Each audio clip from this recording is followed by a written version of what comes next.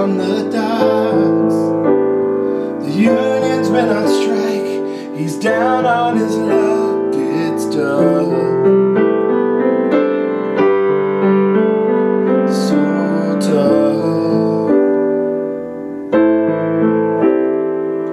Gina works the diner all day, working for her man. She brings on the pay for the love.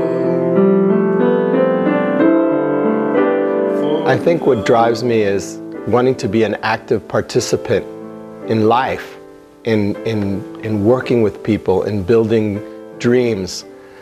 I'll write a song, I'll build a studio, I'll cook for everybody. I see it all as the same. It's part of being positive and optimistic and moving forward. My mother was a songwriter, and so I'm the child of an artist. I was born with that spirit inside as well. Every day I try to be creative. It's just naturally in me to want to do something that's different, to create, to bring new life into the world somehow. And so I was also poor and also first generation. My mother and my family was from Cuba, and they were exiles in this country. And so when you have to fit in and you know, kind of prove yourself all the time, that builds in a kind of motivating factor. I was also born gay, so that added a different perspective.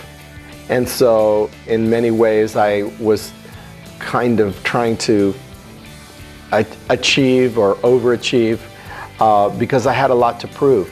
I knew I wanted to be in the music business, so I got a scholarship at NYU, and I lived in a little apartment with my girlfriend at the time, and we started a vocal group called Desmond and Rouge.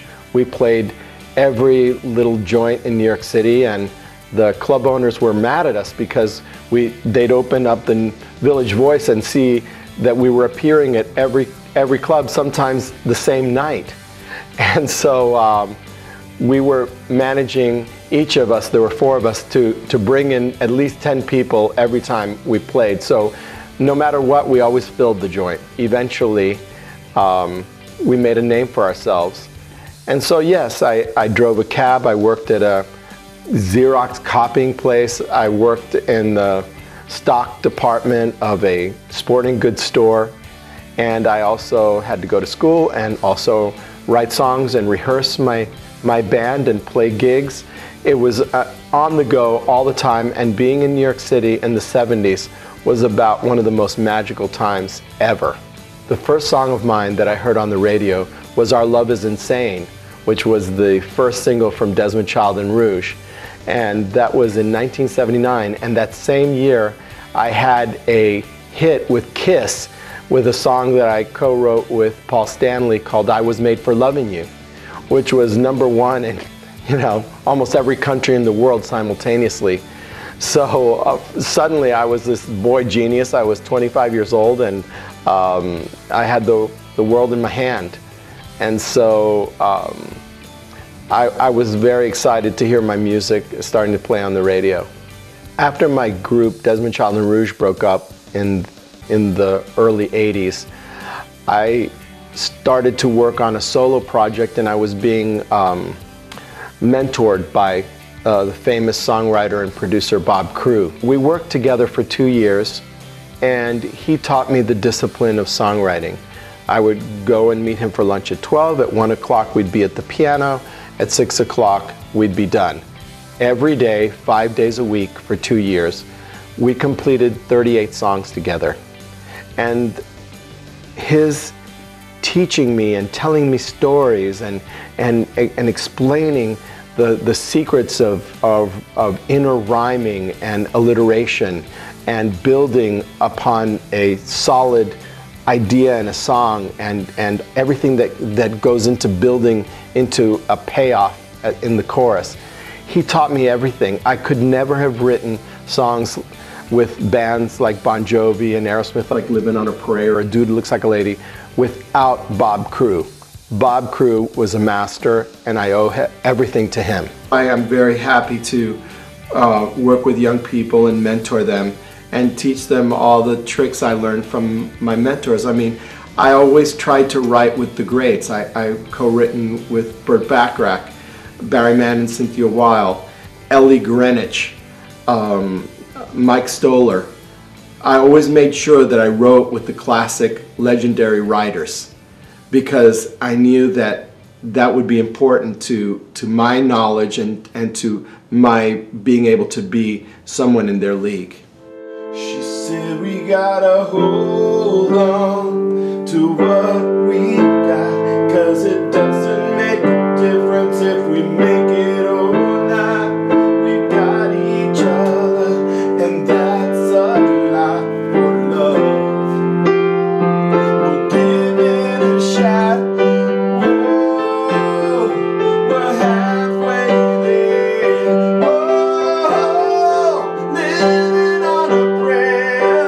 Take my hand and we'll make it, I swear. Whoa, living on a prayer. What exactly do you feel when you take that step back and have a breather to really see what amazing and really unmatched legacy you have when you're leaving and living?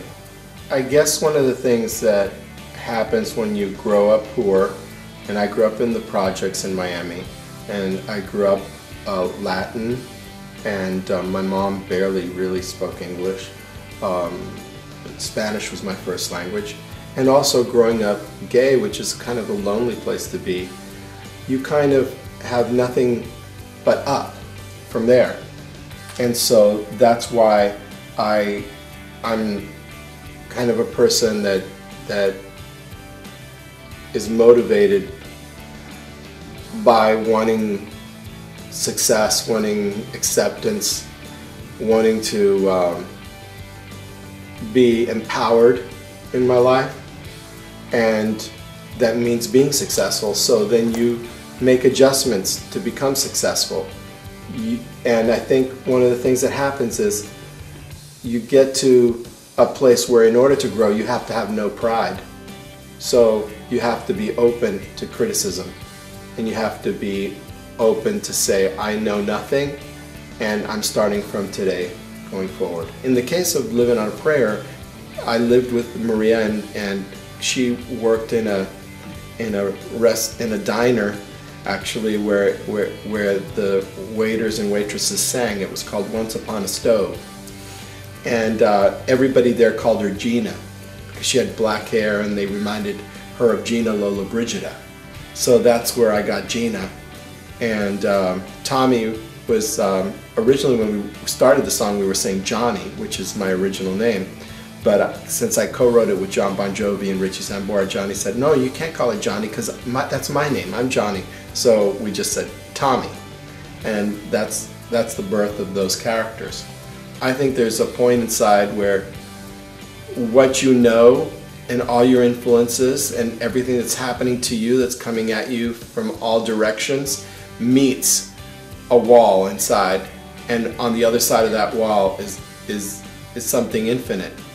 Where there's something original, where there's something new.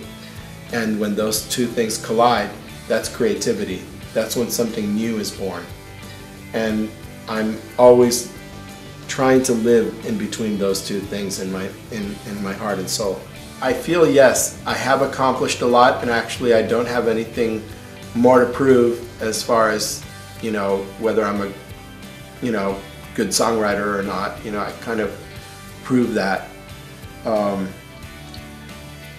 but you know, I think that you go through different periods in your life.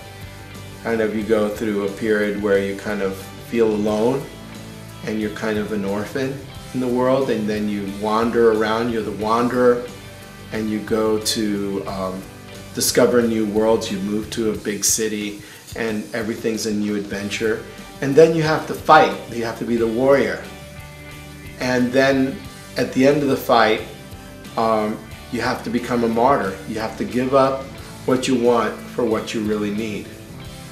And so, you know, and at that point is when the wisdom comes. And so I feel like I'm in that stage of my life where I actually do have wisdom, and I love sharing it, and I'll go and do a lot of talks to young songwriters. So many people walk up to me, you know, that are successful, and they say, hey, you know, I'll never forget when I heard you at the ASCAP Expo. You turned my head around. I was thinking about things differently, and now look, you know, I have a #1 song, or I won an Emmy, or I've done this, I've done that, and that's really, really fulfilling. Tommy's got a 6-string in hock. Now he's holding in what he used